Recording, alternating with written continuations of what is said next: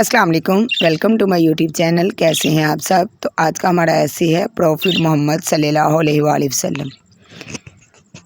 Profit Mohammad सल्लल्लाहु अलैहि वसल्लम is the last profit of Allah and the best example for all of us. He was born in Makkah in 570 AD. His life is full of truth, honesty, kindness, and patience. Even before prophethood, people called him Al-Amin, the trustworthy.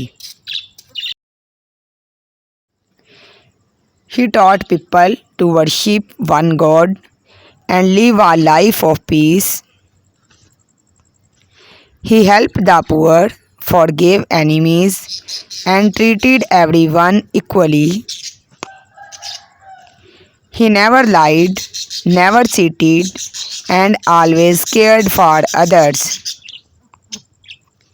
He taught us to speak the truth, help others, and always treat people with kindness and respect. The Prophet ﷺ built the city of Medina, where people of all religions lived together in peace. He made rules based on justice and mercy. He was a great leader, husband, father, and friend. His character was so perfect that Allah praised him in the Quran.